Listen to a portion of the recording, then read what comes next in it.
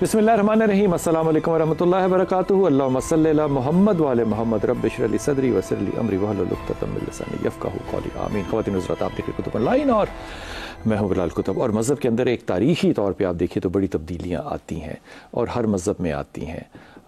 میں مذہب اور دین کی یہاں پہ تقسیم کرنے کے انداز سے بات نہیں کر رہا، لیکن آپ جب ہسٹری پڑھیں تو کمپیریٹیو ہسٹری دیکھیں، جیسے بھی دیکھیں تو تبدیلیاں آتی ہیں۔ کچھ چیزیں جو ہیں وہ ایسی آتی ہیں زمانے میں جن کو کہ مین سٹریم جو ہے وہ شاید ایکسیپٹ نہیں کرتی۔ مثال کے طور پہ ہمارے ہاں مین سٹریم جو ہے وہ روحانیت کو ایکسیپٹ نہیں کرتی، لیکن مین سٹریم جو ہے وہ فلسفے کو بھی ایکسیپٹ نہیں کرتی، مین سٹریم جو ہے وہ میٹا فزکس کو بھی ایکسیپٹ نہیں کرتی۔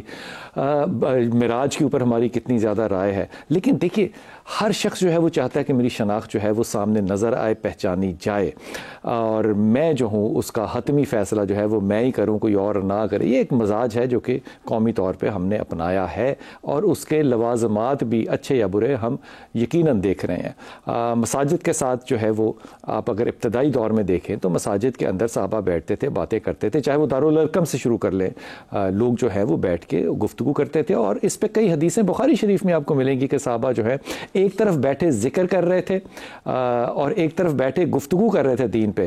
تو رسول پاک صلی اللہ علیہ وسلم نے جو کیا کہنا چاہیے، میں اس پہ لفظ نہیں استعمال یہ کرنا چاہتا، جو چوز کیا، کیونکہ دونوں طرف صحابہ بیٹھے تھے، وہ ان لوگوں کو کیا جو ذکر نہیں کر رہے تھے، جو گفتگو کر رہے تھے۔ اب یہ جو ایک مزاج ہے، اس مزاج کو مجھے لگتا ہے کہ پرورش جب ہم نے دی تو دو طرح کے ادارے جو ہیں وہ ہم نے پاکستان میں بلکہ اکراس دا بورڈ ہم نے قائم کیے۔ مساجد کے ساتھ ہم نے مدارس لگائے تاکہ مدارس کے اندر وہ جو تعلیم ہے دین کی مین سٹریم تعلیم جو ہے وہ دی جا سکے، اور اس کو کوئی بنائے ہوئے کو بہت زیادہ عرصہ نہیں گزرا، لیکن یہ کہنا ابھی شاید اس کی جگہ نہیں ہوگی کہ جو مین سٹریم میں ہم نے مدارس بنائے اور جو ہم نے ان کے سلیبسز بنائے، ان سلیبسز میں سے جو مشکل والی چیزیں تھیں وہ مثال کے طور پہ ہم نہیں پڑھاتے یا پڑھا سکتے۔ یہ میں بہت بڑی ذمہ داری سے کہہ رہا ہوں کہ آج بھی آپ گوگل کریں کہ وہ جو ہندوستان میں جو پرانے ادارے تھے اور جو سلیبس بنا تھا مدارس کا، اس میں سے کتنا سلیبس جو ہے وہ ہم پڑھا سکتے ہیں۔ پھر دوسری طرف مزار جو ہیں ان کے اوپر ہماری جب نظر پڑی تو ہم نے اپنے بزرگوں کو جو مرشد تھے، جو کہ جن کا کہ بہت بڑا کنٹریبیوشن تھا، ان کے ساتھ ہم نے خانقاہوں کو بنانا شروع کیا۔ جیسے میں آج سے 30 سال پہلے اگر دیکھوں تو داتا دربار میں جاتا تھا، وہاں پہ قبریں بھی تقریباً کچی ہوتی تھیں اور کوئی اتنا زیادہ ہنگامہ بھی نہیں ہوتا تھا۔ اب وہاں پہ باقاعدہ آپ کو سسٹمائزڈ قسم کے انسٹیٹیوشنز ملیں گے۔ اچھے برے کی میری رائے نہیں ہے۔ کیا خانقاہوں نے اس معاشرے میں واقعی ہی کوئی تبدیلی رونما کی ہے، مثبت یا منفی؟ یہ بھی میری رائے نہیں ہے، لیکن اگر کی ہے تو وہ کیا ہے، اور اگر نظر آ رہی ہے تو مجھے نظر کیوں نہیں آ رہی؟ انتہائی محترم خواجہ قطب الدین فریدی صاحب، السلام علیکم سر۔ سر خیریت سے ہیں آپ؟ صحت ٹھیک ہے الحمدللہ۔ تو آپ اتنی لمبی چھٹیاں کیوں کرتے ہیں؟ آپ غائب ہو جاتے ہیں۔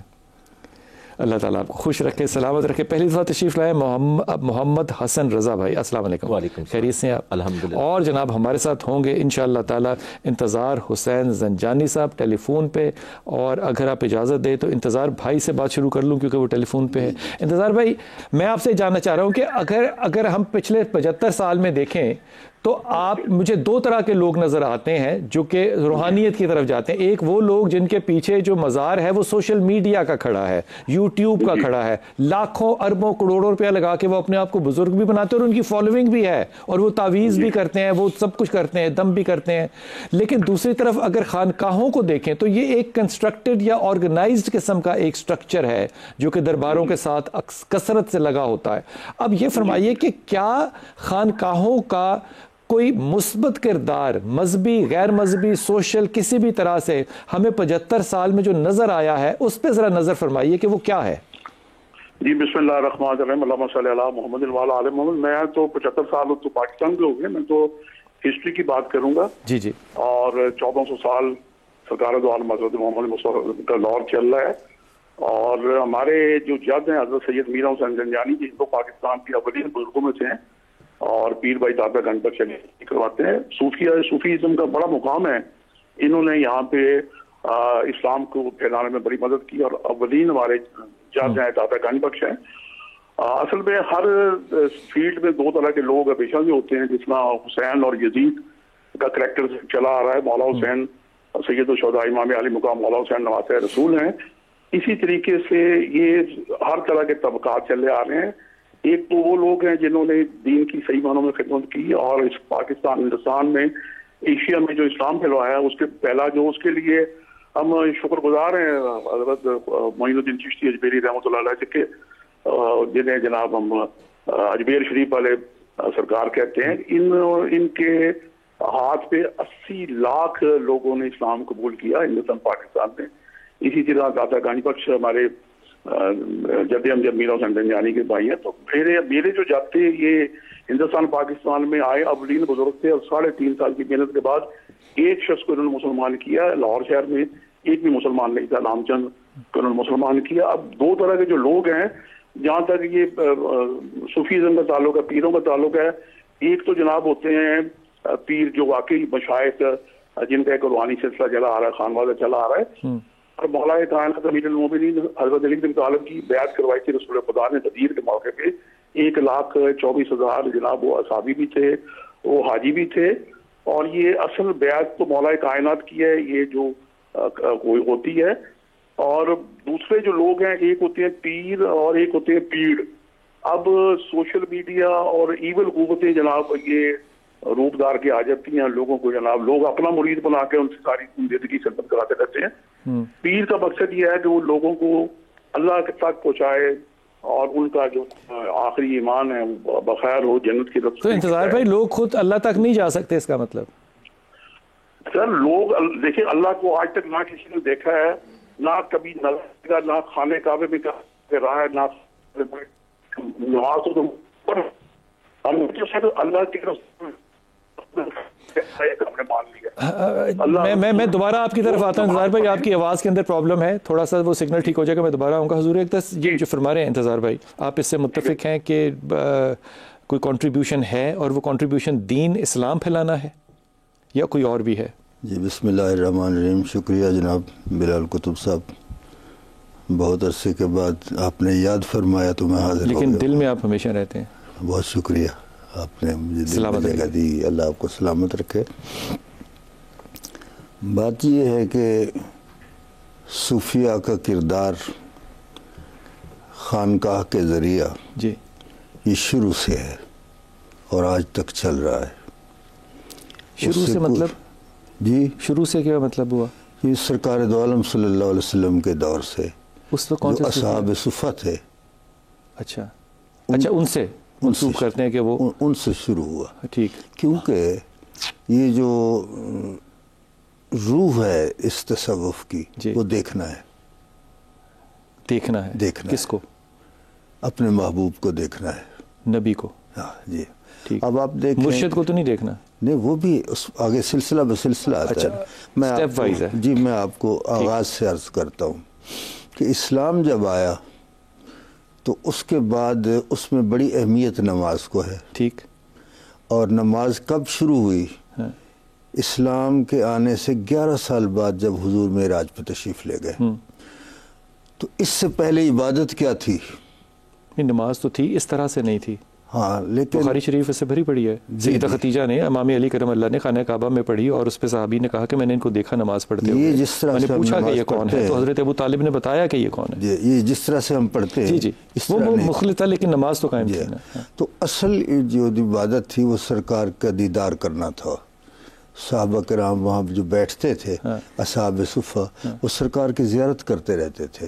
تو دیکھنا یہ بہت بڑی چیز ہے. ٹھیک, تو یہ حضور کے یہ عشق ہے, یہ محبت ہے. جی یہ محبت ہے. ہاں محبت ہے, محبت کے بغیر تو ہو ہی نہیں سکتا. اصل چیز تو محبت ہے. تمام علماء جب خطبہ دیتے ہیں تو اس میں پڑھتے ہیں اللہ اللہ ایمان علم اللہ محبت اللہ. جس کے پاس محبت نہیں اس کا ایمان نہیں ہے.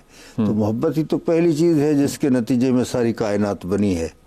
تو محبت تو بہت ضروری ہے سب سے پہلے. تو یہ سارا سلسلہ آپ جو فرما رہے ہیں وہ یہ ہے کہ آپ نے اپنے مرشد کا, نبی پاک صلی اللہ علیہ وسلم کے دیدار کی طرف جانا ہے. جی جی بالکل, یہ ذریعہ ہے. یہ ذریعہ, اور یہ جو خانقاہ ہے یا یہاں کا لوکل مرشد, اگر آپ اجازت دیں تو لفظ استعمال کر لوں, یہ سارے ذریعہ ہیں وہاں تک جانے کے.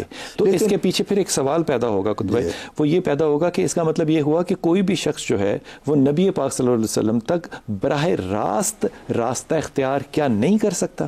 نہیں, براہ راست نہیں ہو سکتا. ٹھیک, ایک چین ہے.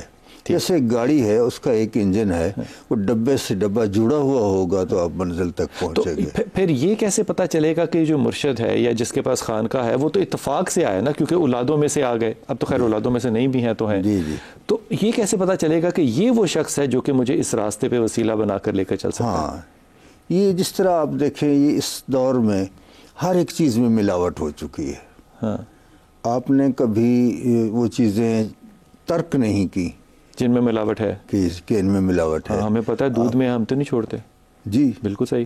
نہیں، آپ ڈھونڈتے ہیں نا کہ کہاں سے خالص دودھ ملے گا، کہاں سے خالص اشیاء صرف ملے گی، ڈھونڈتے ہیں، ٹھیک ہے، ڈھونڈنا پڑے گا نا۔ اسی طرح خانقاہوں میں بھی آپ کو ڈھونڈنا پڑے گا۔ ٹھیک ہے، اس کے اس کا کوئی کرائٹیریا ہے؟ جی، کوئی کرائٹیریا ہے؟ ہاں، کرائٹیریا ہے۔ کیا؟ وہ یہ پہلی بات تو یہ ہے کہ وہ سنت رسول پہ عمل پیرا ہوں۔ ٹھیک، یہ سب سے پہلا کرائٹیریا۔ ٹھیک ہو گیا۔ اس کے بعد اس میں اخلاص ہو۔ ٹھیک، وہ جو سلسلہ چلا رہے ہیں یا خدمت کر رہے ہیں اس میں اصل اخلاص ہو۔ جو داتا صاحب نے تصوف کی جو تعریف کی ہے اس میں ایک یہی ہے، اس میں بہت سی تعریفیں آپ نے لکھی ہیں جو ان کی روح ایک ہی ہے، اور اس میں انہوں نے فرمایا کہ تصوف سارے کا سارا اخلاص کا نام ہے۔ جو بھی آپ عبادت کرتے ہیں، یعنی آپ تصوف کو اگر دیکھیں کہ تصوف ہے کیا۔ ٹھیک ہے خواجہ صاحب، مذہب بھی تو اخلاص سے بغیر نہیں ہو سکتا نا۔ جی، تو پھر مذہبی کو اور تصوف والے کو پھر جدا کیسے کریں گے؟ نہیں، یا نہیں کریں گے؟ صوفیہ کے ہاں الگ نہیں ہے، وہی ہے، وہی ہے۔ یہ ایک سازش کے تحت الگ کیا گیا ہے۔ ٹھیک ہے، یعنی کہ مفتی اعظم پاکستان کو بھی میں مرشد بنا سکتا ہوں، وہ بھی تصوف کی لڑی ہوں گے، کسی بھی مفتی کو جو کہ مدرسے کا پڑھا ہو، جس کا خانقاہوں سے تصور تعلق نہ ہو، میں اس کو اپنا مرشد بنا سکتا ہوں، کیونکہ اخلاص کا وہ بھی درس دیتے ہیں۔ نہیں، سلسلہ تصوف ایک وہ چیز ہے کہ جہاں دیکھیں جو فرق ہے وہ یہ ہے کہ ہر عالم صوفی نہیں ہوتا، ہر عالم صوفی نہیں ہوتا، اچھا، اور ہر صوفی عالم ضرور ہوتا ہے، ہر صوفی عالم ضرور ہوتا ہے، عالم ضرور ہوتا ہے، علم کے بغیر نہیں ہوتا۔ ٹھیک ہے، چاہے درس نظامی ہو یا نہ ہو۔ ہاں، علم تو بہت سی چیزیں ہیں، درس نظامی نہیں، ہم تو درس نظامی کو علم مانتے ہیں، ہم اس کے بغیر نہیں کہیں جا سکتے۔ نہیں، صرف کوئی بندہ ایسا ہو سکتا ہے جو کہ میں عالم ہوں اور میں مفتی ہوں، میں فتویٰ دے سکتا ہوں اور درس نظامی اس کے پاس نہ ہو۔ نہیں، ہر ایک چیز کا اپنا کرائٹیریا ہے۔ جب آپ فتویٰ دینے لگیں گے تو آپ کو درس نظامی سارا پڑھنا پڑے گا، اور جب آپ تصوف، اس کا مطلب 18ویں 17ویں صدی میں کوئی فتویٰ نہیں دیتا ہوگا پھر، کیونکہ درس نظامی نہیں تھا۔ نہیں، یہ بات نہیں ہے کہ علم جو ہے، علم سے خالی تو کوئی دور نہیں، تو فتویٰ کیسے دیتے تھے پھر؟ فتویٰ عائشہ فتویٰ دیتی تھی، حضرت عبداللہ بن عمر فتویٰ دیتے تھے، اسی علم کی بنیاد پر، لیکن مفتی نہیں تھے۔ نہیں، یہ تو ایک ٹائٹل ہے نا۔ اچھا، یہ ایک ٹائٹل ہے۔ تو کیا آج جو خانقاہ ہے کیا یہ بھی ایک ٹائٹل نہیں ہے؟ یہ اس کو ٹائٹل آپ کہہ سکتے ہیں، لیکن اصل یہ ہے کہ یہ ایک خالص سلسلہ ہے جو اخلاص پر مبنی ہے۔ ٹھیک ہوگی بات، ہاں ٹھیک ہوگی بات۔ میں حاصل کر حسن رضا، مجھے یہ فرمائیے کہ اخلاص پہ ہے، اس پہ تو کوئی دو رائے نہیں ہے کہ وہ اخلاص جو ہے وہ امپورٹنٹ ہے، لیکن وہ مذہب میں بھی امپورٹنٹ ہے، وہ نماز میں بھی امپورٹنٹ ہے، وہ ہر مذہب میں امپورٹنٹ ہے، صرف اسلام میں بھی نہیں۔ لیکن کیا میں آج یہ کہہ سکتا ہوں کہ خانقاہوں کی وجہ سے پاکستان کے اندر کو اخلاق کی بہت اعلیٰ مثالیں جو ہیں وہ موجود ہیں اور مجھے وہ پروڈکٹیونیس جو ہے وہ نظر آئی ہے؟ بسم اللہ الرحمن الرحیم۔ میں بے حد مشکور ہوں، آپ نے مجھے دعوت دی اور قبلہ فریدی صاحب یہاں پر موجود ہیں، اور میں خوش قسمتی یہ سمجھتا ہوں آپ کے پروگرام کے تناظر میں اگر دیکھا جائے تو میں یہ سمجھتا ہوں کہ یہ بہت واضح فرق ہے۔ نبی کریم صلی اللہ علیہ وآلہ وسلم رسالت مآب کی زندگی سے ایک پورا انفرادی اور اجتماعی ضابطہ حیات نکلتا ہے۔ ٹھیک، اور میں یہ سمجھتا ہوں جتنا ایک طالبانہ حیثیت سے تو نبی کریم صلی اللہ علیہ وآلہ وسلم کی کچھ صحابہ اکرام میں شریعت کے تقاضوں کو آگے بڑھایا گیا، اور کچھ یعنی ہر انسان کے اندر اللہ نے، خالق نے صلاحیت رکھی ہے، لیکن یہ تمام قسم کے مختلف قسم کے شعبہ ہیں۔ یعنی اگر آپ قرآن پاک کو یاد کر لیں تو وہ آپ حافظ ہیں، ٹھیک، لیکن یہ ممکن نہیں ہے کہ قرآن پاک کے آیات مبارکہ کے ساتھ ایسی قرآن پاک میں آیات مبارکہ ہیں جس میں خالصتاً روحانی تاثیر پائی جاتی ہے. ٹھیک. لیکن یہ ہرگز ممکن نہیں کہ ہر حافظ جو ہے وہ روحانی اخلاص تو اس میں ہوگا لیکن وہ مؤثر نہیں ہوگا. ٹھیک. اسی طرح قاری ہے, اسی طرح جو قرآن پاک کے معنی اور مفہوم کو سمجھ جاتا ہے ٹھیک وہ مفسر ہے. ٹھیک. جو احادیث کے تمام تقاضوں کو پورا کرتا ہے وہ محدث ہے. اسی طرح جو تحقیق کرتا ہے قرآن پاک میں وہ محقق ہے. آپ یہ ساری صلاحیتیں ایک انسان میں اکٹھی نہیں کر سکتے, نہ یہ ممکن ہے. یہ تو صرف نبی کریم صلی اللہ علیہ وسلم جو عقل کل بن کر آئے اور پوری انسانیت کی ہدایت کے لیے آئے. اب یہ کیسے ممکن ہو سکتا ہے؟ ہو سکتا ہے, یعنی بہت سارے صوفیاء اکرام ایسے گزرے ہیں جو شرعی تقاضوں کو بھی پورا کرتے تھے اور ان کو بیان کرنے کی اہلیت بھی رکھتے تھے اور پھر لوگوں کے دلوں پر اثر کرنے کی صلاحیت بھی رکھتے تھے. ٹھیک. لیکن کچھ لوگ ایسے ہیں جو صرف روحانی تاثیر حاصل کرتے ہیں اللہ کے ذکر سے. ٹھیک ہے. وہ روحانی تاثیر جب انسان کے اندر آتی ہے تو اخلاص تو ایک بنیادی چیز ہے, یہ ایک فاؤنڈیشن ہے. اخلاص کے اوپر آپ نے عمارت کھڑی کرنی ہے, وہ آپ نے اپنی صلاحیت کے حساب سے جو خدا نے دی ہے. اب آپ یہاں پر میں کہوں گا کہ اگر اللہ نے کسی کو ڈاکٹر بننے کی صلاحیت دی ہے تو وہ ڈاکٹر بنے گا. اگر کسی کو مفسر بننے کی صلاحیت دی ہے تو وہ مفسر بنے گا. اگر کوئی اسپرچول پریکٹیشنر بننا چاہتا ہے تو اسپرچول پریکٹیشنر یا اسپرچول ہیلر یا اسکالر اگر وہ بننا چاہتا ہے تو وہ اس کے اندر وہ صلاحیت, وہ پوٹینشل ہوگا تو وہ بنے گا. لیکن اگر اس کے ساتھ وہ پوٹینشل کیا ہوگا؟ صلاحیت, اہلیت. کیا اس کو میں جج کیسے کریں گے؟ اس کا تھرمامیٹر کیا ہوگا؟ تھرمامیٹر آپ جب کسی درگاہ میں جاتے ہیں, کسی بارگاہ میں جاتے ہیں تو صاحب درگاہ اور صاحب بارگاہ کے پاس جا کر آپ کے اندر ذکر کی ایک کرن پھوٹتی ہے. اس کے اندر کوئی ڈگری نہیں ہوگی, کوئی سرٹیفکیشن نہیں ہوگی, اس میں کیفیت ہوگی. دیکھیں یہ روحانیت ایک ایسا علم ہے, ایسا موضوع ہے جو انسانی زندگی سے اس کو خارج نہیں کیا جا سکتا. ہاں مغالطوں, مبالغوں اور توہمات نے اس پر غرد ضرور ڈالی ہے, لیکن اس کے اندر چھپی جو حقیقت ہے جو سب سے پہلے تو آپ کے ایٹیٹیوڈ کو ٹھیک کرتی ہے, آپ کے بیہیویئر کو ٹھیک کرتی ہے, اور سب سے بہتر آپ کے سوچنے کا محور. ایک صوفی اگر خیال میں کسی کا برا نہیں سوچتا تو وہ اخلاص کے اعلیٰ مقام پر. کیا اس کے لیے پھر مسلمان ہونا ضروری ہے؟ جی مسلمان ہونا ضروری ہے. دیکھیں اسلام کی جو تعلیمات ہیں, اس کا ایمان یعنی قانون خداوندی جو محمد مصطفیٰ صلی اللہ علیہ وسلم کے ذریعے دنیا پر رائج ہوا وہ ایمان ہے, یعنی قانون خداوندی. کیا صوفی کے لیے مسلمان ہونا ضروری ہے؟ صوفی کا جی بالکل. صوفی کا اگر اس کا مطلب وہ کریکٹرائزیشن اتنی امپورٹنٹ نہیں ہے, اس کا کلمہ پڑھنا بھی ضروری ہے. ورنہ میں بل گیٹس کو بھی صوفی کہہ سکتا ہوں, جو کہ نہیں کہوں گا کیونکہ اخلاق اس میں بھی ہے, چیریٹی اس میں بھی بڑی ہے, تمام اسلامی قوانین بھی وہ کر رہا ہے. خالق نے, خالق اور انسان کے درمیان جو تعلق ہے وہ فہم سے پرواز کرتا ہے. اب بل گیٹ کی فہم وہاں تک پہنچ نہیں رہی, کلمے کی حقیقت تک اس کی فہم پرواز نہیں کر رہی. لیکن قرآن کی آیات کی ڈیفینیشن جو ہے ٹائم اینڈ سپیس کی, وہ تو وہی کرتا ہے بیچارہ. نہیں, وہ صلاحیت اللہ کی دی ہوئی, وہ اللہ کی دی ہوئی صلاحیت ہے.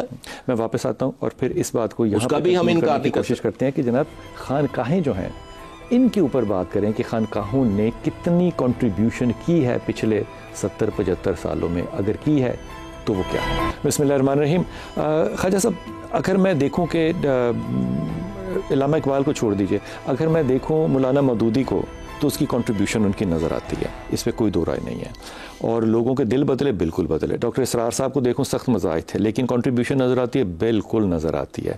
میں آج کے بھی نوجوانوں کے آپ کو بہت سے ایسے دے سکتا ہوں نام جو کہ جنہوں نے لوگوں کے بڑے دل بدلے ہیں, اور ان کی کنٹریبیوشن علمی, عقلی, شعوری ہر طرح سے نظر آتی ہے. بنیادی طور پہ خانقاہ کی کنٹریبیوشن ایکسپیکٹڈ کیا ہے کہ وہ کیا کرے, معاشرے کے اندر کیا کردار اس نے ادا کرنا ہے؟ جی بلال صاحب, بات یہ ہے کہ ان شخصیات کا جن کا آپ نے ذکر کیا ہے واقعی ان کا بہت کنٹریبیوشن ہے, لیکن ان کے اپنی ایک اپنا دائرہ ہے جس میں وہ کام کرتے ہیں, اور انہوں نے کیا ہے اس کا اعتراف کرنا بجائے ضروری ہے. لیکن جس دائرے سے مراد آپ کی مسلک ہے نہیں, ہاں, اس کے علاوہ بھی انہوں نے ایسا کام کیا ہے جو تمام مسالے کے لوگ اس سے استفادہ کرتے ہیں ایبسلیوٹلی، اس پہ کوئی دو رائے نہیں ہے.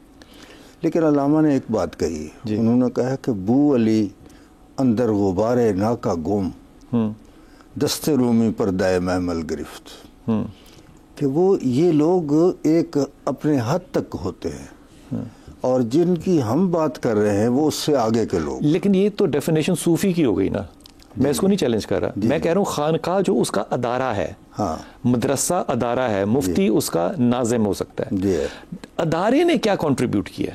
ادارے کام تو اپنا اپنا ہے نا. مفتی کا کام صوفی ہونا نہیں ہے، ٹھیک، صوفی اور چیز ہے، مفتی اور چیز. صوفی کا کام مفتی ہونا ہے، صوفی کا علم سے ضرور تعلق ہے، ٹھیک ہوگی بات. لیکن علم اب میں مدرسے میں جاتا ہوں، میں کہتا ہوں کہ جناب یہاں پہ 1500 بچہ پڑھتا ہے جی، اور یہ 1500 بچے میں سے 700 بچہ حافظ بنے گا، 700 بچہ جو ہے وہ حافظ آدھا حافظ ہوگا، باقی وہ حدیث جانے گا، کوئی امام مسجد بنے گا، کوئی جنازے پڑھائے گا، کنٹریبیوشن کوئی نہ کوئی تو ہے نا. جی جی. خانقاہوں کی کنٹریبیوشن پرپوزڈ کیا ہے کہ کیا کرنا چاہیے خانقاہوں کو، یہ کیوں ہے؟ خانقاہوں میں انسان بنائے جاتے ہیں. اب اس بات کو آپ نے تھوڑا سا نا اب میری عقل کے مطابق کرنا ہے. جی. وہ کیسے بنائے جاتے ہیں؟ جی. کوئی سلیبس اس کا، کوئی کریکولم اس کا؟ اس لیے کہ ان کی تربیت ایز اے انسان کی جاتی ہے خانقاہوں میں. جی جی. انہوں نے ان کی تربیت جو کی ہے وہ ایک اچھا انسان انہوں نے. میں آپ کی بات کو بالکل صحیح مانتے ہوئے پھر یہ پرپوز کر دوں اور یہ سمجھ لوں کہ ساؤتھ پنجاب کے اندر کیونکہ سب سے زیادہ اور سب سے بڑی خانقاہیں موجود ہیں تو وہاں پہ کرائم ریٹ ہی نہیں ہوگا. نہیں، یہ نہیں، وہاں پہ برائی نہیں ہوگی، یہ بات نہیں، وہاں پہ اخلاق بہت اعلیٰ ہوگا. میں سب خانقاہوں کی بات نہیں کر رہا. ہم یہ کہہ سکتے ہیں کہ خانقاہ جو ہے نہیں انتظام کر سکتا تو یہ میری ذاتی ٹھیک ہے، خانقاہ جو ہے یہ بنیادی طور پہ کردار سازی کرتی ہے، کردار سازی، ایسا کہہ لیں. جی بالکل درست. ٹھیک ہے، اس کردار سازی میں کوئی سلیبس نہیں ہے، کوئی امتحان نہیں ہے، کوئی کچھ نہیں ہے. اس کے اندر صرف مرشد ہے جس کے کردار کو آپ نے دیکھنا ہے اور آپ نے اپنے کردار کو اس کے مطابق طے کرنا ہے. اور آپ کا جو موٹیو ہے وہ مرشد نہیں ہے، وہ نبی پاک صلی اللہ علیہ وسلم ہے جہاں تک کہ آپ نے جانا ہے. اس لیے آپ اس راستے سے جا رہے ہیں. زنجانی صاحب یہ تو ابھی یہاں پہ بیٹھے بیٹھے تصفیہ میرے میں اور خواجہ صاحب میں ہو گیا، پتہ نہیں اتفاق کتنی دیر تک چلے گا، کہ جو خانقاہ ہے اس کا کام ہے انسان پیدا کرنا، کردار سازی کرنا، اور اس میں جو سلیبس ہے وہ مرشد پاک ہے اور مرشد پاک کو دیکھ کے انہوں نے سبق حاصل کرنا ہے اور پھر یہ راستہ جو ہے نبی پاک تک لے کر جائے گا. اب جب میں نے جانا ہے اپنی اس اسکول کے اندر کردار سازی کے لیے تو میرا مرشد تو میرے چندے پہ چلتا ہے نا. میرے مرشد نے جب پیسے میرے سے لینے ہیں تو تھاٹ بھی تو پھر میری لے گا نا، خیال بھی تو پھر میرا لے گا نا. وہ 10 روپے اور کروڑ روپے کی بات نہیں ہے. جو جتنا ڈونر ہوگا پھر میں تو یہ تو نہیں ہو سکتا کہ مرشد میرے سے پیسے بھی لے اور بات بھی اپنی کرے. کیا فرمائیے گا؟ آپ نے سر بالکل درست فرمایا ہے کہ جب مرشد پیسے لے گا، نذرانے لے گا تو زیادہ تھاٹس بھی آپ کے استعمال ہو سکتے ہیں. میں تو یہ عرض کروں گا کہ جس طرح گوالا صبح ایک دودھ لے کے آتا ہے، خالص دودھ گائے کا، وہ اگر آپ ملاوٹ والا دودھ آگے سے لیں گے تو وہ تو ملاوٹ ہی ملے گی آپ کو نا. جی آپ کو دین بھی وہاں سے لینا چاہیے جہاں سے دین خالص ملتا ہے، اور وہ صرف اور صرف محمد و آل محمد کی ذات ہے، 4 معصومین. وہاں سے اگر آپ دین لیں گے تو آپ کو حضور زنجانی صاحب بڑے ادب کے ساتھ نا، معافی کے ساتھ میں آپ کی اس بات کو نا آگے بڑھا رہا ہوں. اب مجھے بتائیے کہ کوئی بھی سنت جو ہے وہ میرے ایمان کا حصہ ہے، میرے دین کا حصہ ہے کہ نہیں ہے؟ سر اگر رسول نے وہ ایک دفعہ بھی کی ہے یا اس پہ بات نہیں کی وہ بھی سنت ہے نا. سنت یہ تو مان لیتے ہیں نا، اس میں تو کوئی دو رائے نہیں ہے، سنت کی تعریف ہی ہے. لیکن میرے رسول نے مدینہ پاک میں کم از کم 10 سال جو ہے وہ پبلک اپیرنس میں نماز پڑھی. باقی جو پڑھی وہ عائشہ کے حجرے میں پڑھی ہوں گی. وہ 10 سال کی نمازیں، 5 نمازیں جو ہیں پبلکلی جو پڑھی ہیں وہ تقریباً 18,250 نمازیں ہیں. آج تک سارے لوگ اس پہ متفق نہیں ہو سکے کہ رفع دین ہے کہ نہیں ہے، تھا کہ نہیں تھا، ختم کب ہوا. حالانکہ تبوک کی حدیثیں آپ کو ہدیہ کر سکتا ہوں جس میں کہ آخری وقت میں رفع دین جو ہے وہ صحابی بتا رہے ہیں کہ وہ کس طرح. چھوڑ دیجئے، جب ہم سنت پہ ہی اتنے زیادہ قائل نہیں ہیں اور اپنی اپنی مسالک ہیں تو مجھے فرمائیے کہ خانقاہوں کا کردار کس طرح سے سامنے آتا چاہیے، آ سکتا ہے یا لایا نہیں جا رہا؟ سر باتیں بڑی امپورٹنٹ صاحب نے کی ہیں، لیکن اسے سمپل طریقے سے سمجھا جا سکتا ہے. لوگوں کو بتایا جاتا ہے کہ کھجور سے افطاری کرنا سنت رسول ہے، لیکن یہ نہیں بتایا جاتا ہے کہ جناب پیٹ پہ پتھر باندھنا بھی سنت رسول ہے. جب تک ہمیں وہ خالص در نہیں ملیں گے، دروازے نہیں ملیں گے، تب تک یہ سنت کے معاملات بھی اسی طرح. جانی صاحب اس سے مراد میں یہ لے لوں کہ خانقاہوں کا مطلب جو ہے وہ دین کی تبلیغ ہے، یہ درست ہے؟ وہ بتائیں کہ سنت یہ ہے. بالکل ہاتھ یہاں ہونے چاہیے، جھکتے ہوئے آپ نے رفع دین کرنا ہے، نہیں کرنا، یہ تو دین کی، تو یہی کام تو مدرسہ بھی کر رہا ہے. پھر خانقاہیں کہاں گئیں؟ قبلہ بات یہ ہے کہ ہندوستان پاکستان اکٹھا تھا، اور یہاں پہ جب اسلام پھیلا وہ جناب جو پنڈت تھے وہ مسلمان ہو کے انہوں نے مسجدوں میں قبضہ کر لی. جب تک دین بتانے والا آپ کو صحیح نہیں ملے گا، جب تک ہمارے مشائخ صاحب علم نہیں ہوں گے، وہ تو وہی بتائیں گے جو انہوں نے سیکھا ہے. تو یہ بات ساری ہے علم کی، معرفت کی.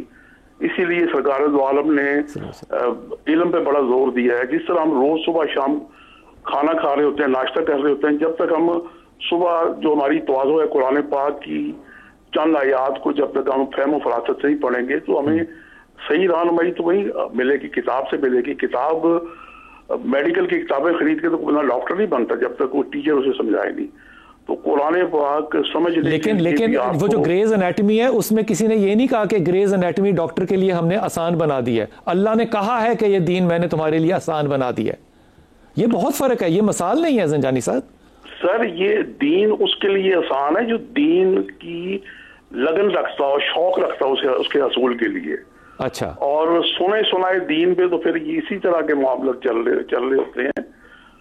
باقی صوفیزم کا، خانقاہوں کا بڑا اچھا نظام ہے، لیکن اس میں مزید اصلاح کی صاحب علم لوگوں کی ضرورت ہے.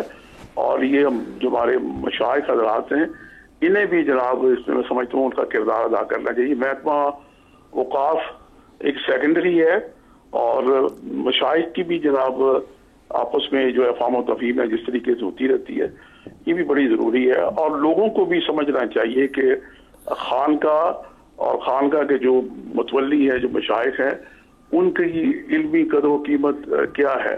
میں وقفے پہ جاؤں گا، واپس آؤں گا. اور میری سمجھ میں تو ابھی تک ایک قطرہ بھی بات نہیں آ سکی نا.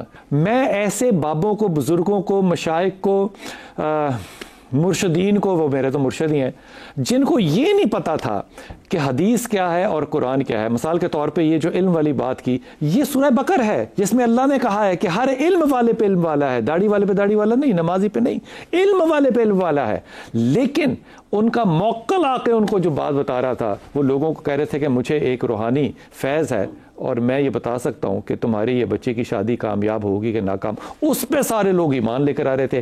یہ معاملہ نہیں ہے. میرا سوچنا اور پوچھنا صرف یہ ہے کہ حضور اقدس جب ادارہ بن جائے اور اس ادارے کا نام خانقاہ ہو تو اس ادارے کا کوئی motivation, syllabus, by product directly indirectly کہیں تو نظر آئے. مثال کے طور پہ اگر آپ مجھے پوچھیں آج کہ دارالارقم کا کیا نتیجہ نکلا، میں آپ کو 36 صحابہ کا نام لے کے بتاؤں گا کہ یہ نکالا اس ادارے نے، اور آج آپ ان کے حوالے دے کے آج بخاری پڑھتے ہیں.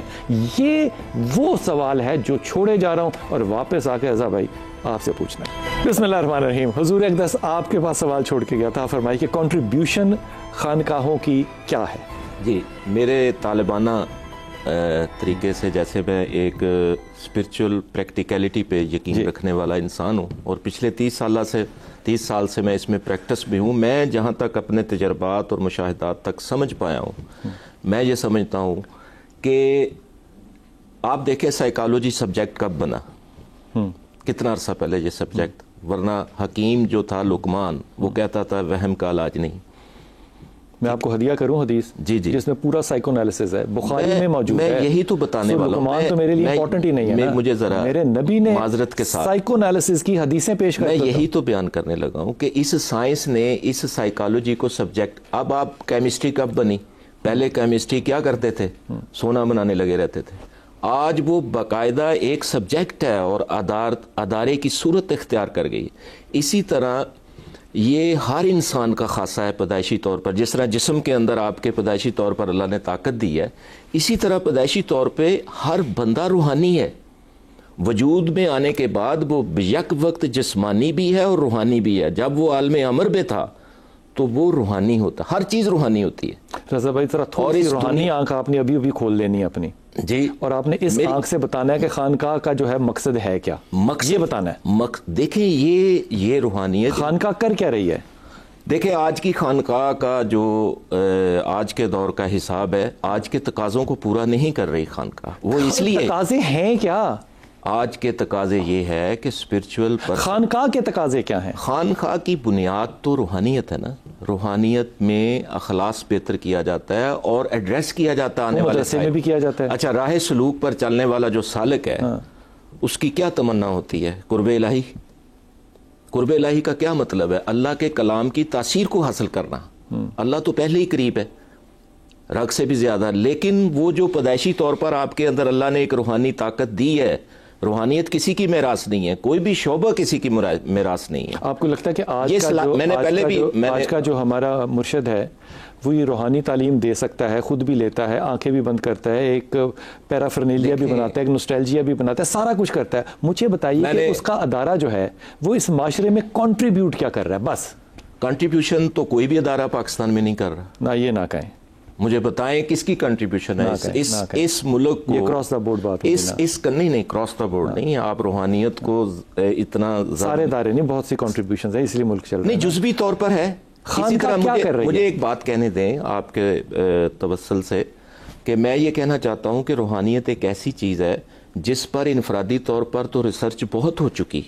ہمارے اسلاف میں روحانی شخصیات نے بہت کچھ لکھا، لیکن کلیکٹیولی ایک تحقیق کا دائرہ وسیع نہیں کیا گیا. کیوں؟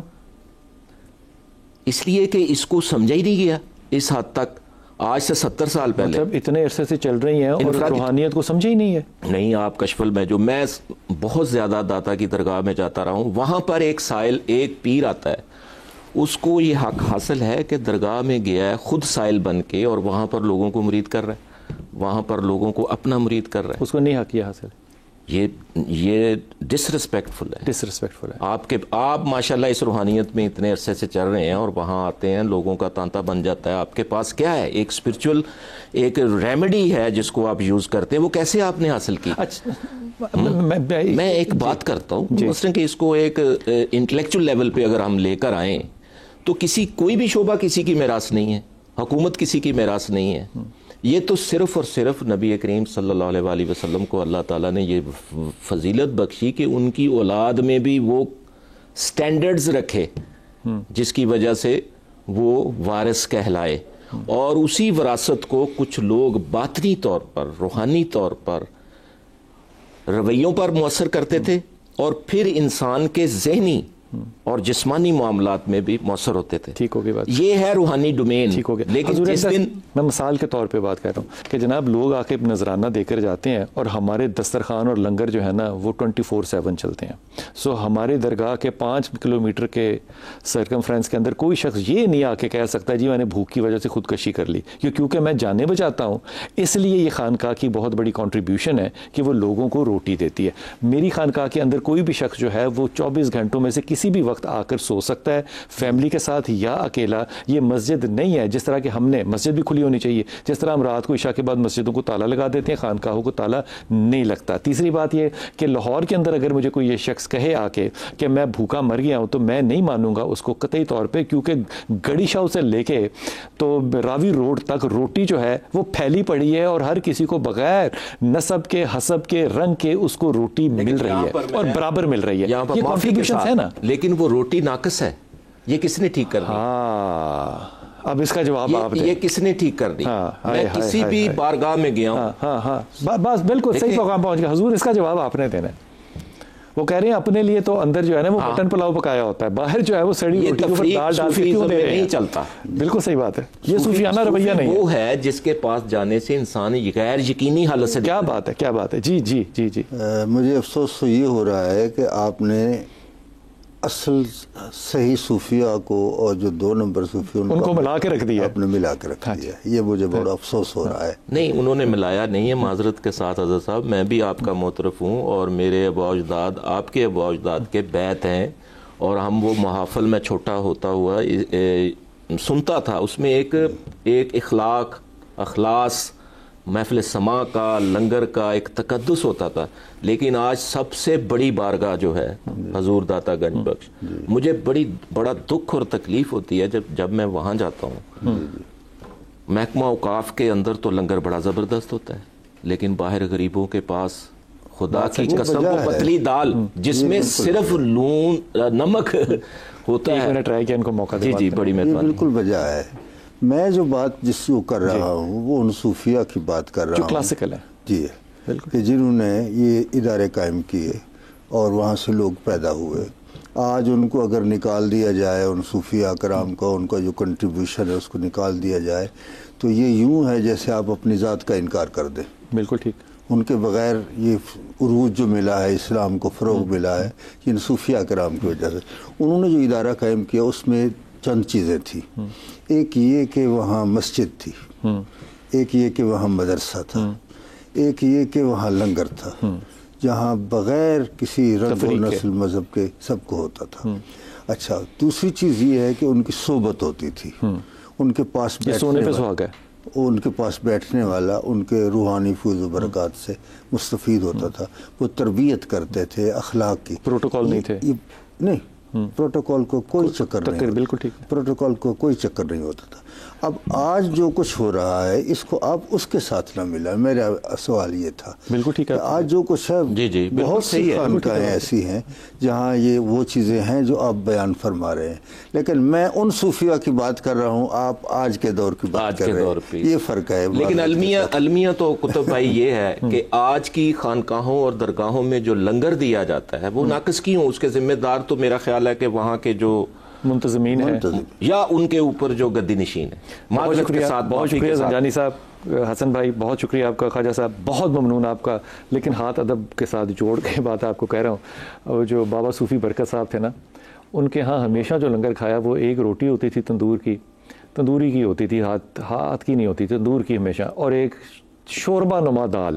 لیکن ان کو بھی ہم نے وہی کھاتے ہوئے ساری زندگی دیکھا ہے. وہ الگ سے نہیں اپنے لیے کو کھانا پکاتے تھے. یہ بات میں گواہی کے طور پہ، شہادت کے طور پہ کہہ رہا ہوں. سو یہ اکراس دا بورڈ نہیں کہا جا سکتا کہ آج کا دور جو ہے وہ بالکل خالی ہے. آج کے دور میں بھی ایسے لوگ ضرور ہیں. معاملہ صرف یہ ہے کہ میری اتنی جہد نہیں ہے. سوال کرنا تو میں اپنا حق سمجھتا ہوں، لیکن اس کو ڈھونڈنا میں اپنا فرض بالکل نہیں سمجھتا.